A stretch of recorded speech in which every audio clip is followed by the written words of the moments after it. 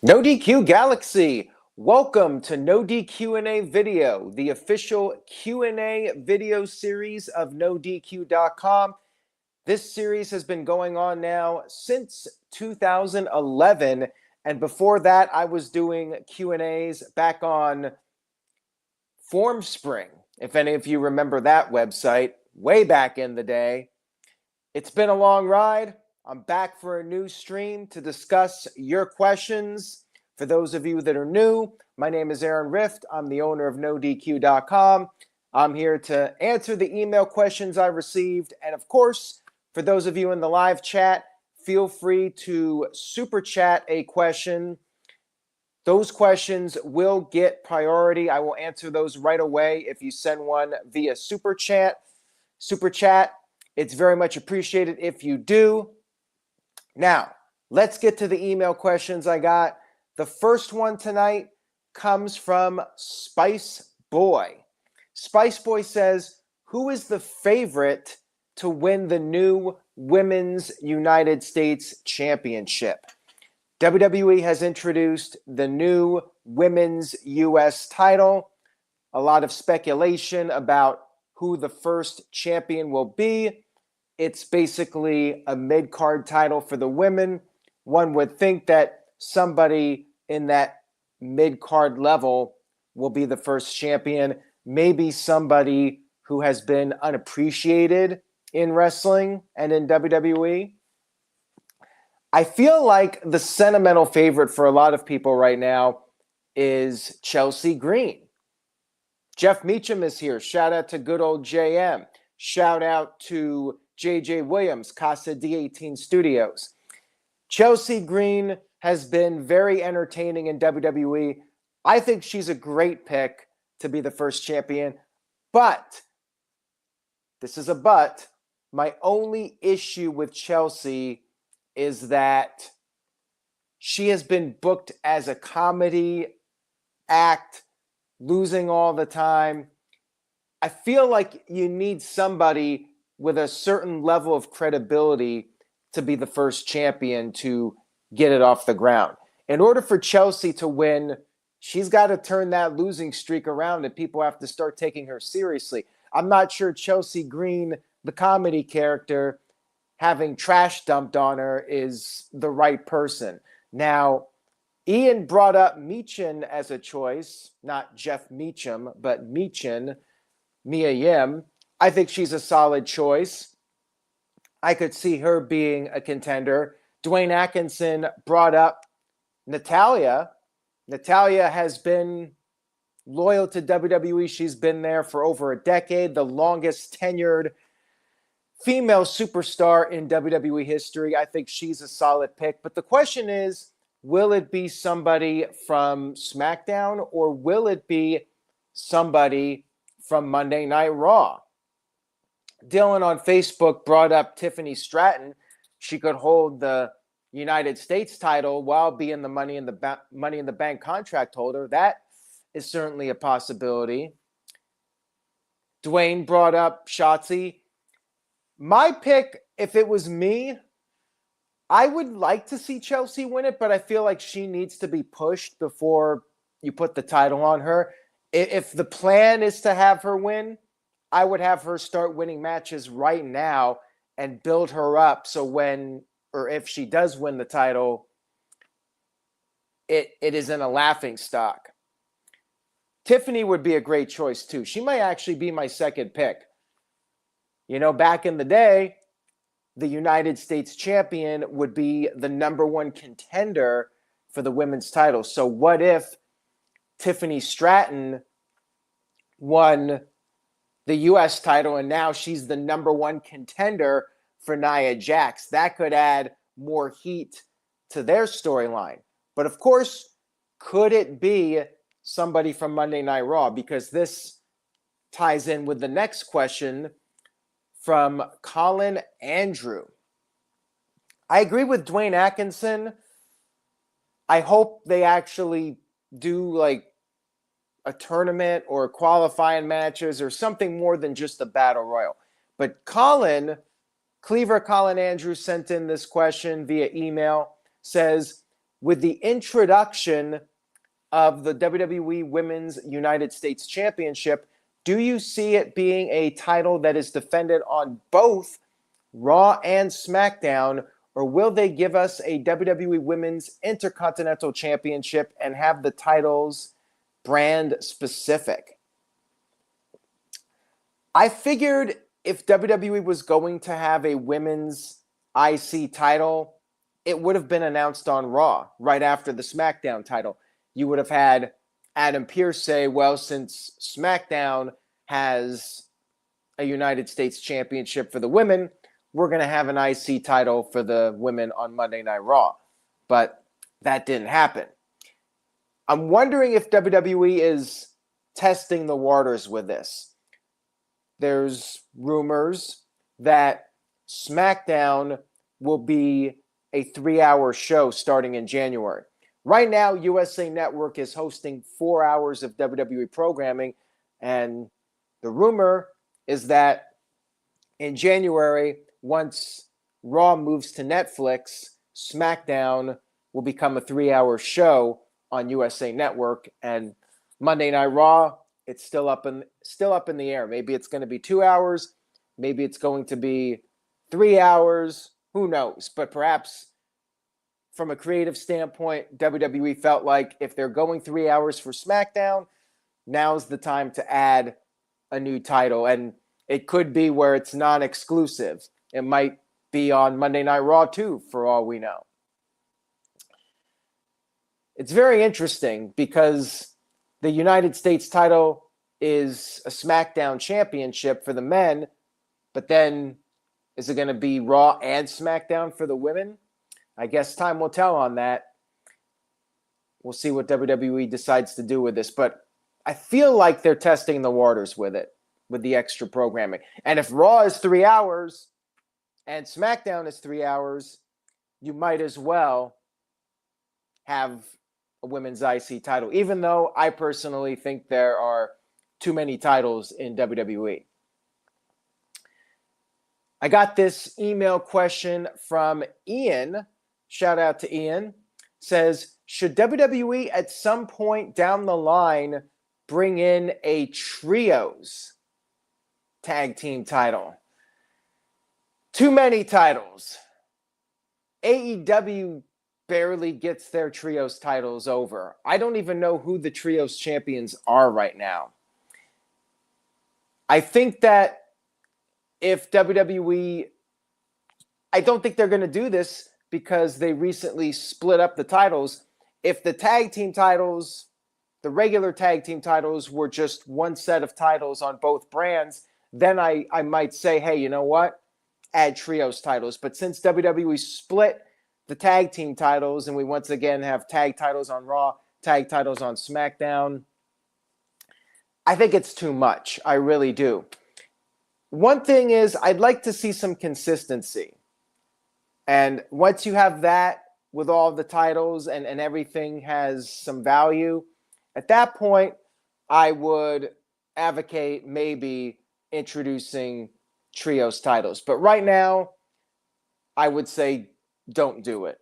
Even though you do have a lot of 3-person groups in WWE, I'm not really a fan of adding even more titles at this point. Then here's the other problem. Here's the thing, to quote Jeff Meacham. If you add men's trios titles, well, then people are going to say, well, now you got to have women's trios titles. And then it just becomes way overkill. So I would say no trios titles right now. Maybe one day, but I don't see it happening anytime in the near future. So thank you for that question, Ian. I appreciate it. I got this email from Jeremiah Dorset. Thank you, Jeremiah, for sending in this question. Jeremiah says, hey, Aaron, what is the status for Triple H? Are the rumors true that he is leaving next year, or is he still going to be running the company for the foreseeable future? I have not heard any rumors of him leaving. I do not see that happening anytime soon. WWE is doing record-breaking numbers right now and Triple H is in charge of creative. Triple H has his finger on the pulse. He knows what he's doing. I don't know where you heard that rumor before. I have not heard it.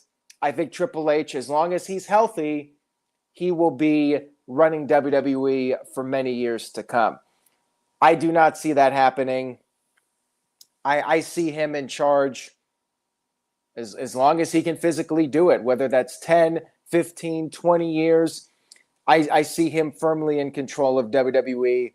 Unless business takes a huge downswing or downturn, I don't see TKO officials having any reason to change what is highly successful right now. So I don't see that happening with Triple H leaving in the near future. But thank you for that, Jeremiah. I appreciate it. Next email question here comes from Calvin Bowman. Now, Calvin Bowman wasn't specific with his question. He said, what is your favorite classic Survivor Series? I don't know if that means classic Survivor Series match or classic Survivor Series pay-per-view. So I'll go ahead and answer both. As far as classic Survivor Series matches, and I presume he's talking about, if he's talking about matches, talking about the traditional 4-on-4 or 5-on-5 Survivor Series matches. By the way, apparently Vince Russo said that about Triple H, so that really tells you all you need to know about that rumor. Anyways, classic Survivor Series elimination matches. I loved the 1990 Ultimate Match of Survival. I wish they would bring that back. That would be awesome. I really liked the wild card match in 1995. That was one of my favorites. Even though I wasn't a fan of the invasion angle, the 2001 match, and 2003, Ian messed up the year. It was 2003, Team Austin versus Team Eric Bischoff was a good one. As far as just overall Survivor Series shows, 2002 was a great one with the first Elimination Chamber. And the last couple years have been really good. 2002 with the Bloodline, that was a good one. And then last year with the Bloodline, or not the Bloodline, with CM Punk coming back, Randy Orton coming back, that was another good one. War Games is a great addition to Survivor Series, but I still miss the traditional match, and I wish WWE would include it at Survivor Series to go along with the War Games matches. And Jeremy, yeah, Vince Russo says things to get traffic. That's what 99% of podcasters do. They say controversial stuff just to get clicks and get attention. And yes, 2018 was a fun one. Being with good old JM and meeting up with everybody, that was just an overall fun experience. And we even got to see Enzo Amore show up in the crowd. That was a great moment. All right, got this one here from Matt. Matt sent in this email question, says, what was your favorite War Games match from WCW and what was your least favorite? And have a great weekend with your family and friends. Same to you, Matt. Thank you for the question. Favorite War Games match would be, if we're talking WCW, favorite one would be 1992. Sting's Squadron versus the Dangerous Alliance. That was a great War Games match. The 91 match was pretty good too. Worst War Games match, definitely the 1998 match when it was Team Hollywood NWO versus Team Wolfpack versus Team WCW. That match was just a complete disaster. That was the peak of the Warrior Hogan feud, or if you want to call it a peak. It was terrible. It was really bad. Shout out to Psycho Jet Black, who sent in a $5 super chat. Thank you for that, Psycho Jet Black. And just a reminder, super chats are very much appreciated. And if you send one with a question, it gets top priority. I'm going straight to Psycho Jet Black's question. And I'm looking for some tricky questions. Somebody out there throw me off. Give me a question that is going to put me on the spot when we're live. Let's have some entertainment tonight and give me a really difficult question that will just blow everyone's minds. But Psycho Jet Black sent in this one. The rumor was that The Rock was supposed to win the WWE title at WrestleMania 40 and then drop it the next night. Why did they think that would be a good idea? Once again, I have not heard this rumor. I don't know where that came from. I don't think there was ever a plan for The Rock to win the WWE title. Maybe people thought when The Rock was going to potentially face Roman Reigns that The Rock would win the title and then drop it the next night. I don't think that was ever going to happen. If they had booked The Rock versus Roman Reigns at WrestleMania, I think Roman Reigns would have won. I don't think The Rock would have won. Rock would have absolutely been the wrong person to beat Roman Reigns and win the title just for one night. That was probably merely internet speculation. I don't think that anybody ever seriously thought that was going to happen. Maybe The Rock did in his own mind, but I don't think so. It would have been a terrible idea if they had done that.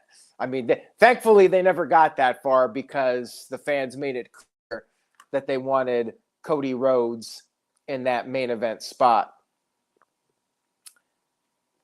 Take care, Jeff. Thank you for stopping by tonight. I appreciate it. All right, let's get back to the email questions. So this one comes from Dwayne Atkinson, who has been on the No DQ review and No DQ predictions panels. Says, what do you think will be the end game with Adam Cole, MJF, and Roderick Strong at Full Gear? MJF needs to win. Regardless of what's happening, I don't know if it's going to be a singles match as it currently stands, MJF versus Strong. If that's the match, MJF just needs to beat him clean and move on.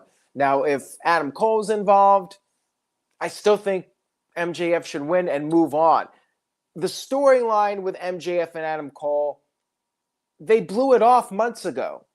It was pretty much over when Adam Cole got hurt. And then they did the devil angle, but MJF was recovering from his injuries. Adam Cole was hurt, and they couldn't follow up on it. And now it's just not believable. MJF, as Matthew points out in the chat, MJF needs to be out of this feud ASAP. So I would have MJF win. If you're going to do an angle with Adam Cole and Roderick Strong, do that. But MJF needs to be moving past this. He needs to be back in the world title picture. And that's that. Like, I'm not a fan if they drag this out. MJF should win at Full Gear regardless of what the match is. And he should be fighting for the world title. He's your top guy. Book him like a top guy. Got another question here from Ian. This is an interesting one. What are your thoughts on David Sammartino, the son of Bruno Sammartino? Ian says, I thought he was a solid worker, but I always felt bad that he was a second-generation star that struggled hard to get out of his father's shadow. I believe he wrestled for Herb Abrams in the UWF. I know he was in WWE in 1985. The guy had no charisma. Sometimes the apple doesn't fall far from the tree, and sometimes it does fall far from the tree. And he had a good look, but in the ring, he just didn't have it. He didn't have the charisma or personality to make it. The only thing he had going for him was the name, and it just wasn't going to be enough. Other than that, I really haven't seen him wrestle too much. I mean, he did have a brief WWE run, and I recall him being in the UWF, but beyond that, I don't even remember much of what he did. So I just think that he didn't have the goods. He had the name, but it just goes to show the name isn't everything. The name can get your foot in the door, but you got to have that talent and the ability to connect with the audience, and he didn't have that ability. Shout out to Michael, who sent in a $5 super chat. Thank you for that, Michael. I appreciate it. Michael says, why do people want the old 5-on-5 traditional Survivor Series matches back when they had no stakes, but crap on the crown jewel angle that had no stakes? I just think they're fun. I guess it's nostalgia. Maybe if you didn't grow up on the classic Survivor Series match, you don't care about it. I like it when it's like a once-a-year thing, the Survivor Series matches, and that's why I brought up the wild card. I like when they're different and you have some intrigue in it. It's mostly for fun. The Survivor Series matches never really had any serious stakes, but I enjoyed the elimination matches, and you can ultimately build up somebody from one of those matches. Look at that 2003 match. Like, I think that was a really big match for Randy Orton. Being the sole survivor could elevate your career. 1987, the first one, when Andre the Giant won it. Not that Andre needed the win, but him being the sole survivor set him up for a rematch with Hulk Hogan. So the Survivor Series matches can definitely elevate a talent or multiple talents and advance a storyline. But yeah, I enjoy them. Yeah, they're not always with high stakes unless you look at like 2001 with the Team WWF versus Alliance. You know, that was obviously some very high stakes. I would like that, though. Wasn't there a Survivor Series? It might have been 2004 where the winning team got to be like a rotating general manager. Like, that was a cool concept. Like, they could come up with some things where like the winning team gets something, like each member gets a guaranteed title shot. Like, they could come up with some stuff where there are stakes on the line, change up the matches, like do a wild card or do an ultimate match of survival. Like, there's lots of ways they can tweak it and make it interesting. So thank you for that, Michael. And again, I appreciate the super chats. Feel free to send one. Give me a hard question. Your comment will go straight to the front here in the order of these questions that I have. Now, Psycho Jet Black sent in a $2 super chat. A little comedy here for everybody. Says, are you still afraid of pictures of Ox Baker? He's a scary dude. Ox Baker, 70s wrestler, I think mostly 70s. He had the heart punch as his finisher. He was a scary dude. And for those of you that have no idea what Psycho Jet Black is talking about, back when I was a baby, my dad had a picture of Ox Baker on the wall, and I got freaked out. And my mom made my dad get rid of the picture. The picture was put in a closet. And guess what? When I was like 3 years old, I stumbled in the closet, found it, freaked out. Picture ended up in the trash. Here it is right there. That's me at like, man, I'm not a good judge of how old a baby is based on the size, but this was probably, 6 months, a year. Not sure how old I was there, but roughly 1983-ish. That picture was taken. So yeah, that was my earliest memory in my entire life, being freaked out by that Ox Baker picture. So yeah, wrestling was with me literally since the beginning. Thank you for that, Psycho Jet Black. I hope you guys enjoyed the little flashback, the little trip down memory lane. Shout out to Psycho Jet Black, who sent in a $5 super chat. Thank you, Psycho. I appreciate the super chats. The question here is, will Omos be the last giant that WWE hires that can't cut promos or wrestle as well as other monsters like Braun Strowman or Bronson Reed? Under the Triple H regime, I think the odds are less likely that it will happen. I'm not going to rule it out, though. If Triple H or Nick Khan hear about some wrestler that's a freak of nature and they think they can use him as an attraction, they might bring him in. And it might be a roll of the dice. You never know. Maybe there's a big guy that He doesn't really have much potential when you first look at him, but you take him to the Performance Center and he catches on. And then maybe you have a guy that looks like he has potential, but then he doesn't really pick up on it. So you never know when you're bringing in an outsider. Never say never. I think if you have a guy who is 7 feet tall and has interest in WWE, if I'm Triple H, I'm going to give him a shot. Why not? If he has the potential to be something, he could be a major superstar. So I still think that Triple H, Nick Khan, and everyone else, they will continue to see what's out there. And if there's a big guy who wants to get into wrestling, give him a shot. What do you have to lose? But yeah, it's not like the Vince era. Triple H loves the independent wrestlers. So, he's all about the smaller guys. But yeah, I think there's always that possibility if the right guy comes along that they'll at least give him an opportunity. All right, shout out to Marshall Leonard. How's it going, Marshall? Hope you're doing well. Thank you for the generous $10 super chat. I very much appreciate it. Marshall's question here says, what are your thoughts on Eric Bischoff's son during his TNA run? Do you think Garrett Bischoff could have worked had he not been pushed as Bischoff's son and gotten a chance to make it on his own? Garrett Bischoff is much like David Sammartino. He just didn't have it. He didn't have the natural charisma that his father did. I don't think it would have mattered if he had the talent. He would have had opportunities elsewhere. WWE would have given him a developmental deal. I think he got his TNA job because of his dad, bottom line. I don't even think he would have had a TNA opportunity if it wasn't for his father, Eric Bischoff. Nothing about him stood out. That Aces and Eights storyline, it was terrible.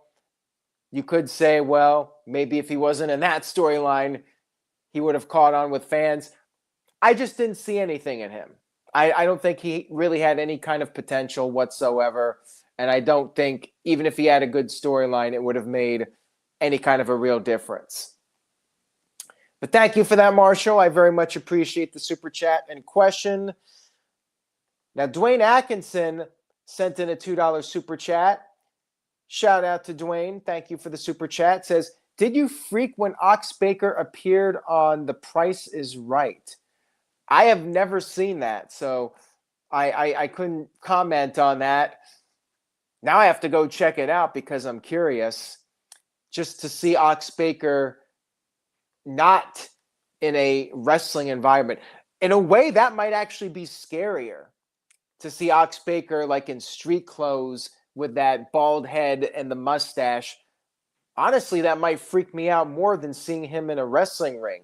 Sometimes when you see a guy who's abnormal in a normal environment, it throws you off even more.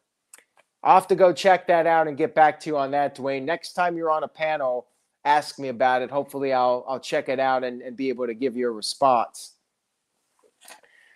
Shout out to Psycho Jet Black, who sent in a $2 super chat. Thank you guys for sending in your super chats tonight. I very much appreciate it. Psycho Jet Black said, who do you think Charlotte is facing at WrestleMania 41? Good question. My gut feeling is one of two people. Either it's going to be Nia Jax or it's going to be Tiffany Stratton. I love the idea of Charlotte versus Tiffany, but I could also see a scenario where Nia Jax stays champion. You keep her as a strong champion to WrestleMania, and Charlotte comes back. Maybe Charlotte wins the Women's Royal Rumble, and then Charlotte challenges Nia for WrestleMania, and then that's when Tiffany cashes in Money in the Bank and becomes champion, and then Charlotte and Tiffany can feud after WrestleMania. I could definitely see that being a scenario. Maybe Charlotte returns sooner and beats Nia Jax at the Royal Rumble. But either way, I think Charlotte will be in the ring with Nia Jax and Tiffany in the near future. That's what I see Charlotte's future being.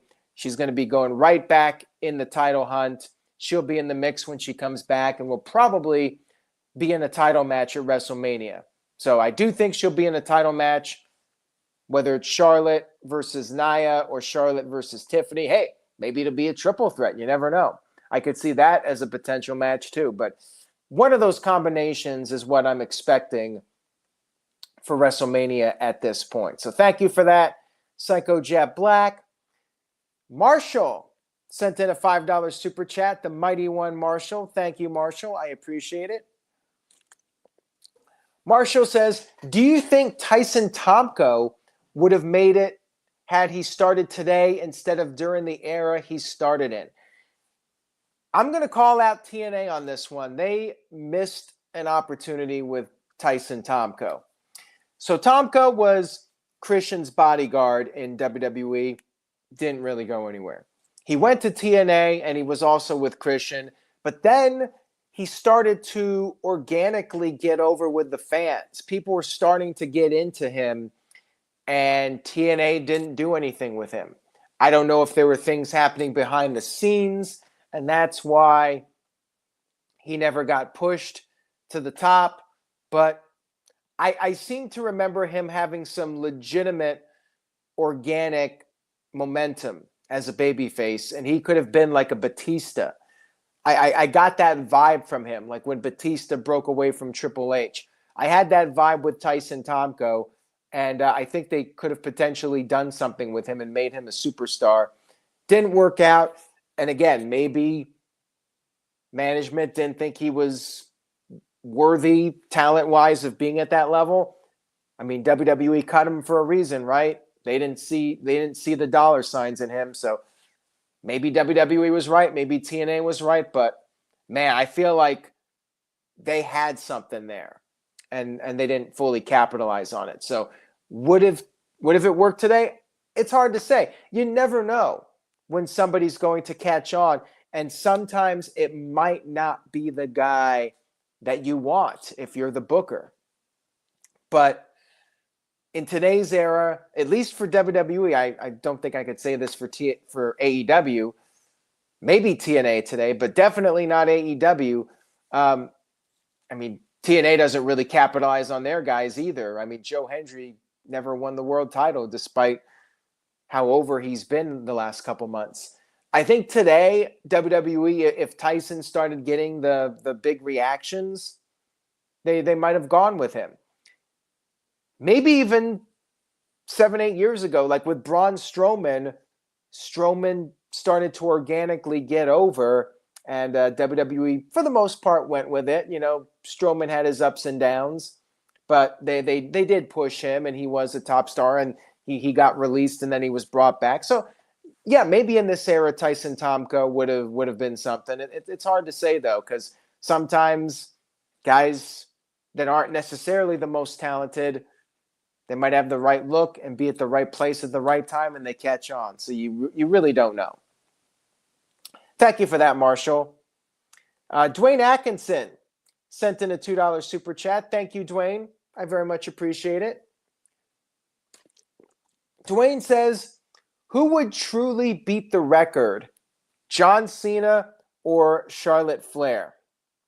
Well, here's what might be an unpopular opinion.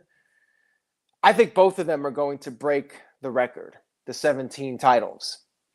Charlotte's got a lot of time left in her career, bearing any serious injuries. I could see Charlotte wrestling another 5 to 10 years at least. Plenty of time to break the record, and I think it will happen. I think she will be a 17. I think she'll beat Cena at some point. I think Cena will break it. I think in 2025, this is an early New Year's prediction. I think John Cena will become a 17-time world champion. He's going to be the first one to do it. Charlotte will be next. It's just a matter of when. Maybe 5 to 10 years down the line. I think Charlotte will break the 17 title record that John Cena will break in 2025. So Cena will be number 2. Charlotte, I think one day she's going to be number 1. And, just for the female empowerment too, Triple H or whoever's booking, regardless of the rumors, I think the people in charge will be like, let's have a woman with the all-time record. So, yeah, I think Cena will do it first, and then Charlotte will surpass Cena's record at some point in the future. Another shout out to Marshall, the mighty one Leonard. Hope you're doing well. Appreciate the super chats very much. Now, Marshall sent in a $5 super chat and said, do you think Baron Corbin will go to TNA now that he's a free agent, and that will be his way back in WWE eventually? Baron Corbin is I believe he's in his 40s, right? Somebody correct me if I'm wrong on that. Baron Corbin is not an up-and-comer. He's been around. I don't think that WWE is going to be quick to bring him back. I could see him maybe making a cameo down the line, but I think WWE is going to focus on younger talent. Baron Corbin might have a good run in TNA. I don't think he's going to end up in AEW. He's not an internet darling, even though some people think he's underrated. I think he'll have a decent run in TNA. He might be TNA World Champion if that's something he wants to do. He might go to Japan. He might do some stuff there. But I do not think he's going to have another major run in wrestling, at least in the United States, on a mainstream level, whether it's WWE or AEW. Unfortunately for Corbin, I think his best days are probably behind him at this point. So I don't think he'll be back in WWE, at least in any kind of a prominent role. Maybe a cameo. Could he be in the Hall of Fame? Not sure about that one, but I mean, he did retire Kurt Angle, right? So guess you can make that argument. But yeah, not expecting him to come back and do much if he ever does come back. Psycho Jet Black sent in a $2 super chat. Thank you for that, Psycho. I appreciate it. This is a question that I think we've all asked ourselves at some point. Why do you think Bray Wyatt was booked to lose so much? I think that maybe the attitude was that Bray Wyatt could afford to lose. Sometimes if you have charisma and personality, that could work against you because the booker, the people in charge might be like, well, you can lose. The crowd will still love you no matter what. And that's why some guys like the Hardy Boys might be beaten over and over again because they're over. The fans love them and they'll always be into them. Maybe that was the attitude with Bray Wyatt. This guy is so creative. He's so talented. He doesn't need to win all the time. It was very mind-boggling, though. And I definitely think WWE made a lot of mistakes with Bray Wyatt. Definitely in the earlier part of his career, he could have been world champion. He was, but then they did that awful match with the worms or the bugs on the screen, whatever it was, that was superimposed on the ring. That was just an awful WrestleMania match. And then losing to Bill Goldberg as The Fiend, doing that Hell in the Cell with the red lighting with Rollins, having it end in a DQ. Some really terrible booking decisions. And yeah, we even adopted the nickname, the Eater of Pinfalls. Yeah, I think they should have protected him more. He didn't need to win constantly, but I think they did have him lose too much. But to his credit, he always reinvented himself. You know, he came up with The Fiend, and then in 2002, he came back and reinvented himself again. And who knows what he would have done if he had lived. I mean, Bray Wyatt definitely had the talent to rise above the bad booking and stay relevant. All right, shout out to Dwayne Atkinson. I always want to say Atkinson, but it's Atkinson. Dwayne says, who do you think will be the next one-time world champion? So first-time world champion. Who will be the next person to win their first world championship? That's a little bit of a tough one. I think for the women, I'm going with Tiffany Stratton. I mean, she obviously is close to being a champion. She's got the briefcase, the Money in the Bank contract. To me, she will probably be the first male or female to become a first-time world champion. As far as the men go, I am going to go on a limb and say Braun Breaker. Braun Breaker, I think, is going to be world champion. It's just a matter of when. He's the guy that people have been saying is going to be the future of WWE. I don't think it's going to be Dirty Dom. I don't think it's going to be Sami Zayn. My pick for the men is Braun Breaker. My pick for the women is Tiffany Stratton. Shout out to, not sure how to pronounce the name, but thank you for that. I appreciate it. And shout out to Billy L. I appreciate you stopping by. Thank you for your longtime viewership of the channel. I really do appreciate it. And thank you guys for your super chats. And if you are watching this and you appreciate the video and you enjoy it, do me a favor and give this video a thumbs up on YouTube. That is the best way you can help the channel, is to like the video and share it. Share, share, share. Twitter, Facebook, Blue Sky. NoDQ is now on Blue Sky. Follow us over there. We'll follow you back if you give us a shout out on there. Now, Marshall sent in another $5 super chat. Thank you for that, Marshall. I very much appreciate the super chats tonight. Marshall says, do you think Baron Corbin could have been a world champion had he been over with the fans to a Dave Bautista level?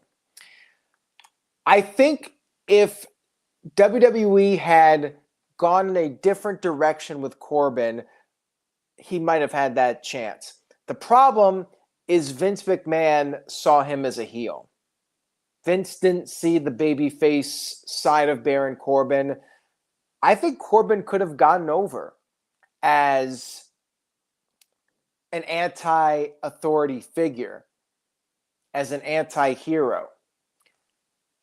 Corbin coming out there being the lone wolf, I think he could have done well, but for whatever reason, Vince liked Corbin as the loudmouth heel, King Corbin, Constable Corbin, Happy Corbin. Vince had all these gimmicks for Corbin, and I think Corbin was definitely in the wrong roles. I think if Baron Corbin had stuck with the lone wolf and maybe turned babyface, yeah, he could have very well been a contender for the world championship. But again, it comes down to the organic reactions from the fans, and the fans never truly got behind Baron Corbin. So what's funny is I think back, the fans in France loved Baron Corbin. That could have been an opportunity to flip the switch on him, showed the footage on Monday Night Raw and gave him that babyface push at that point. But WWE never did it. So what's done is done, and I don't see anything happening with him at this point, unfortunately for him. All right, got a $2 super chat here. Another one from Dwayne. Thank you, Dwayne, for the super chats tonight. What do you think is the worst gimmick ever? There's a couple. Bastion Booger. I mean, how do you even find that to be entertaining? I mean, if you're Vince McMahon, you have to think of him in his sick, twisted mind. He probably thought Bastion Booger was absolute gold. Duke the Dumpster Drosy. Yeah, I really want to watch a garbage man as a wrestler. Yeah, great idea there, Vince. Mantar. Let's take a guy and put a big bullhead over him. That was terrible. A lot of those 93 to 95 gimmicks were really bad. The hockey player, what was his name? I think Louis Spicolli was that role. Maybe I'm wrong. Who was the hockey player guy? He was terrible too. I'm trying to think what Louis Spicoli's gimmick was. Was it Radford or something? Jeff. Oh, I think Jeff left. Somebody help me here. What was Louis Spicoli's gimmick in WWE in 95? Oh, the Goon was the gimmick, the hockey player. He was terrible. That was another bad one. Who? I'm not asking the question. I'm saying the wrestler. Who?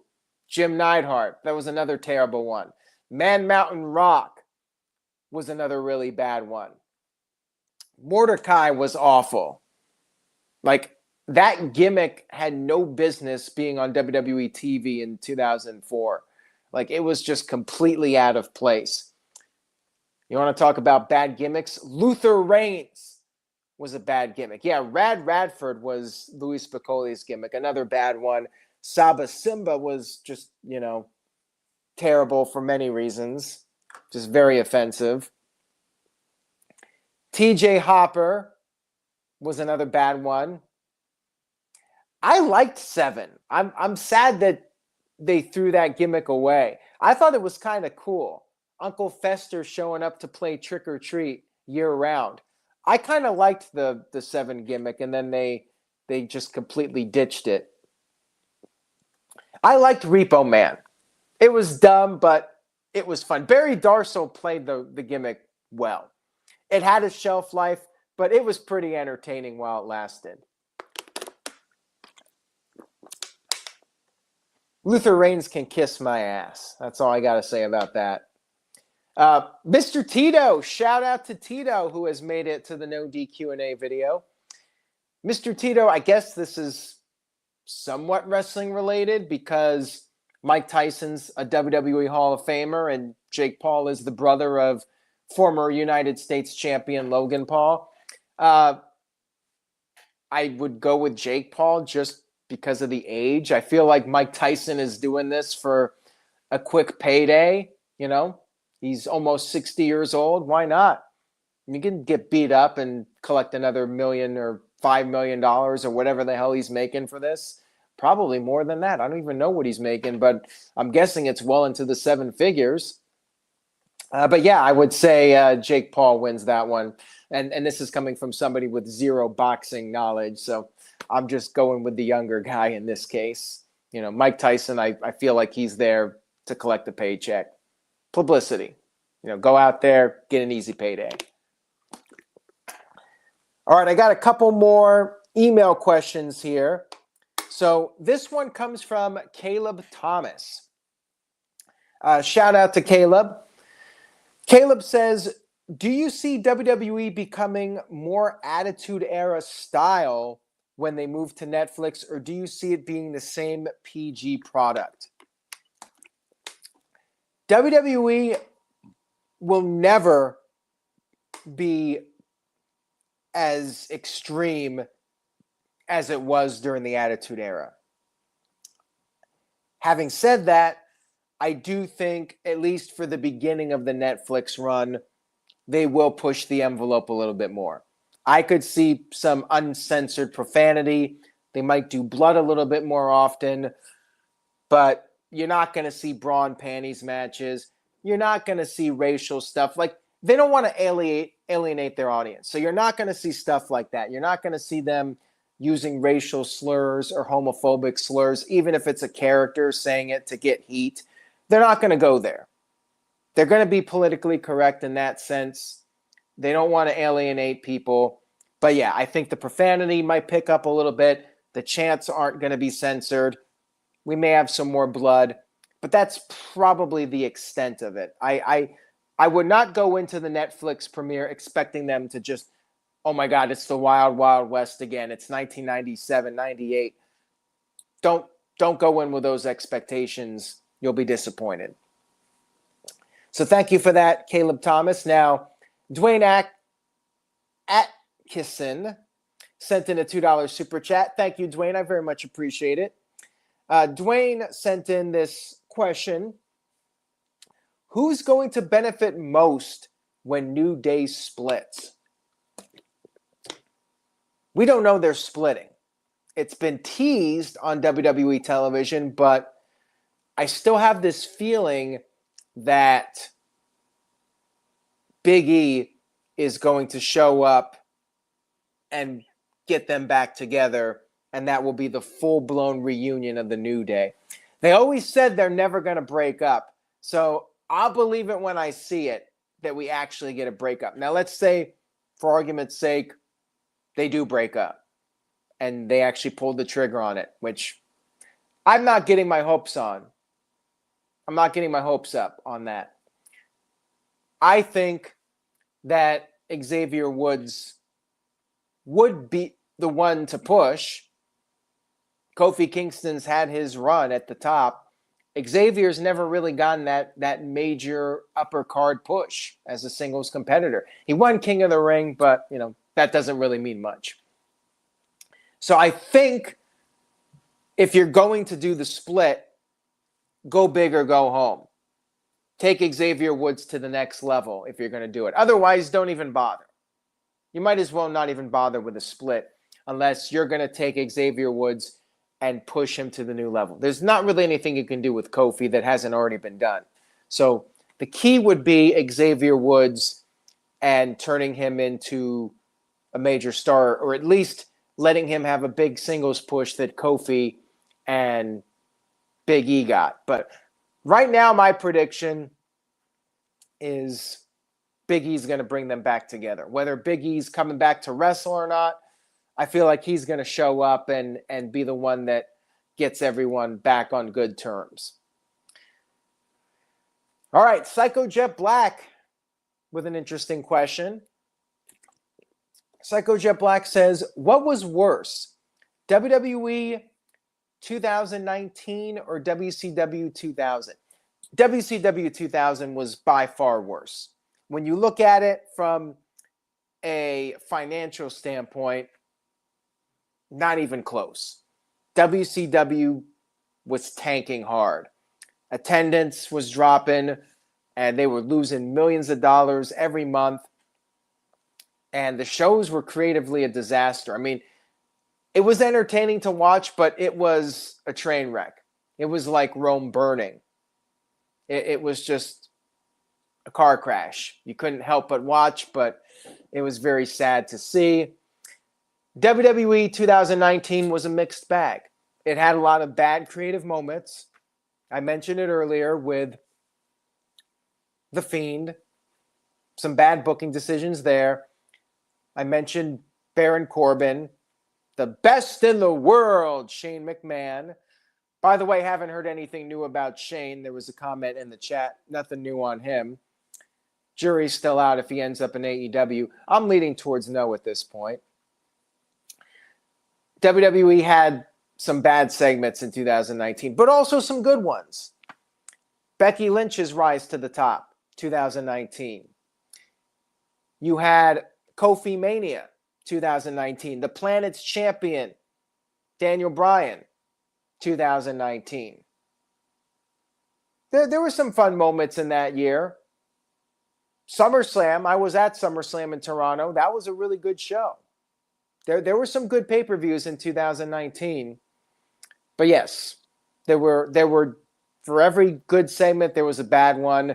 And it was definitely one of the most polarizing years in WWE history. And I mean, it was bad enough that AEW was able to form and build a revolution and get people wanting an alternative and, just changing the business. So thank you for that, Psycho Jet Black. I appreciate it. All right, we got one here from Jeremiah Dorset. Shout out to Jeremy. Says, on the men's roster in WWE, who do you see being the next Grand Slam champion? John Cena, Sheamus, or someone else? By the way, shout out to Joey. Happy birthday, Joey. Hope you're doing well. A lot of people have been talking about John Cena winning the Intercontinental title, the one title he's never won. Maybe. I could see that as a possibility. I'm not even sure which title Sheamus needs to complete the Grand Slam. So, is it the IC title? I'm not even sure. I think Sheamus would probably be more likely than John Cena because Sheamus is going to seemingly be around for the long haul. Yeah, IC title. With Cena, it's his last run. He's probably going for the world title, but hey, it's a full year. You could have Cena do that too, so he could check every box of his career, win every championship, become 17-time champion. Could happen, but I'll lean towards Sheamus just because I think Sheamus has several more years left in his career. He's got more time to get that IC title at some point. So if I had to make a prediction, which one, I'm going to say Sheamus. Maybe both of them get it at some point. But you asked me next. So if John Cena is going to do it, he's only got a year to do it. Sheamus has several years. So maybe in that regard, I'll say Cena will be the next. But I don't know if Cena's going to do it or not. I feel like he's going to focus on the world title. All right, I got one more here from Jeremiah Dorset. Thank you for this. I appreciate it. Thank you for the emails. Jeremiah Dorset says, hey, Aaron, what are your thoughts? And by the way, this will probably be the last question. So if you were planning to super chat, get it in here. We're coming up to the hour. Otherwise, I'll be wrapping it up after this one. So Jeremiah Dorset says, what are your thoughts on Randy Orton being the sole survivor 3 years in a row? I thought it was great for Randy Orton.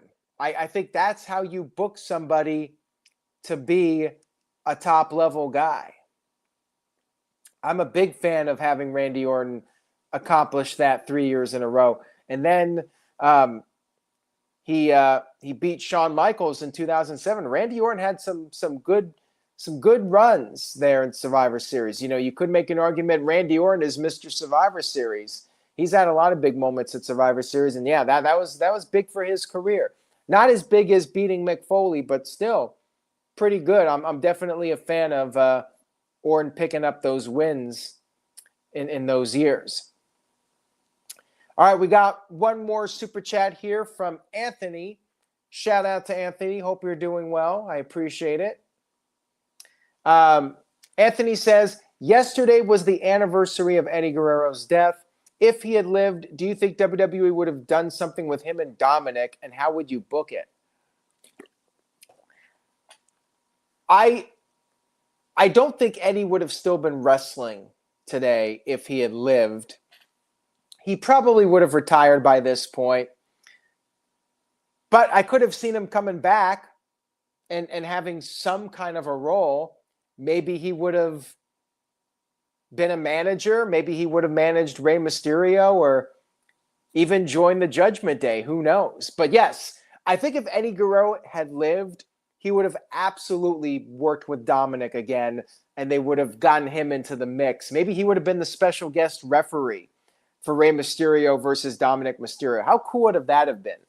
But yes, absolutely 100%. I think he would have loved what Dominic is doing right now, and he would have been involved 100%. I just don't know if he would have been wrestling by this point. He was beat up. If he had gone to a doctor and the doctor said, hey, your heart's in bad shape, you have to retire, I don't know if he would have retired or not, but maybe he would have, and he probably would have stepped away from wrestling if the circumstances were different and doctors were able to find out, hey, something's wrong here, you got to get out of the business. But yeah, I would have seen him being involved in some sense, kind of like with Triple H, where he had that serious health crisis and had to retire. I think same thing. If they had been able to catch it, Eddie probably would have retired quite a while back. All right, shout out to Mr. Tito. Hope you're doing well, Tito. I appreciate the super chats. Says, Why do you drink water during each question? Dry throat or nervous tick? Well, have you ever tried talking for an hour straight? I mean, it's a dry throat. You got to take a sip of water every now and then. And I tend to run on and talk a lot. If you notice, I don't do it when we're doing the No DQ review as much because, you know, I actually have a time to take a break. But yeah, if you try talking for an hour, you can get a dry throat. It happens. But thank you for that, Mr. Tito. And I'm going to take one more just for you. All right, I got one more question here via email I wanted to get to from Ian. Ian wanted me to answer the World War III question, so I will. Hope you're doing well, Ian. Ian brought up World War III. Could Triple H potentially bring that match back with such a huge roster and a bigger production team and budget? It would be awesome today, he says. Starving for WWE to bring back another WCW match. I actually don't think that's a terrible idea. Why not? You hit the nail right on the head. They got a better production team. The problem with that World War III match was WCW production wasn't great. And it was kind of a mess to watch. It would still be challenging, but with WWE's production team, they could pull it off and make it work. You know, they could structure it and make sure the camera angles are in the right positions and, you know, put the whole thing together so it would look good on TV. And yes, you could get like everybody or practically everybody in one match. I think that's a great idea to bring that back. Tweet him, message him. World War III in a WWE ring. I say do it. I think they should do that. I think they should do the triple cage. It's going to come down to the fan demand, though. You know, War Games was a beloved match. World War III, not so much. They did it for several years, but it never really got rave reviews. War Games was an old sentimental favorite for a lot of people, probably including Triple H himself. He was a big fan growing up of War Games, you know, breaking into the business when War Games was at its peak. He was a fan of it. He probably wasn't a fan of World War III. I don't even think there's that many wrestlers that you ask them, hey, did you grow up on World War III? I don't think too many of them are going to say, yeah, oh yeah, World War III was my favorite match growing up. But if there was enough people that asked for it or clamored for it, I think they would do it. And you know what? I'm going to go on Twitter and X and I'm going to propose it. And I'm going to tag Triple H. So if you're on Twitter or X, you see them post, retweet it, send it to Triple H. Let's do it. Let's get World War III booked on a WWE show. 60 men. Imagine if they have to do it for the women too. So we got 120 people. Would that be one night? 120 people on one show? How crazy would that be? That would be insane, which is why I'm pushing for it now, because it would be a spectacle. All right, so on that note, I'm going to close out this episode of No DQ&A video. Very fun stream tonight. Thank you all for your super chats. Much love and appreciation. Thank you to everybody else in the chat room for participating and leaving your thoughts.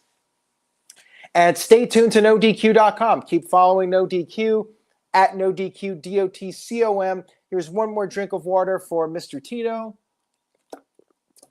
I'll be back before the end of the year with one more No DQ&A video. I tend to do a yearly, annual year in review No DQ&A video previewing 2025. So there should be one more No DQ&A video before we wrap up 2024. Stay tuned for that. You can keep sending in questions, and I'll save them for the next one. nodqmisc@gmail.com. Have a great night, everyone. Say yes to nodq.com, and I will see you all next time.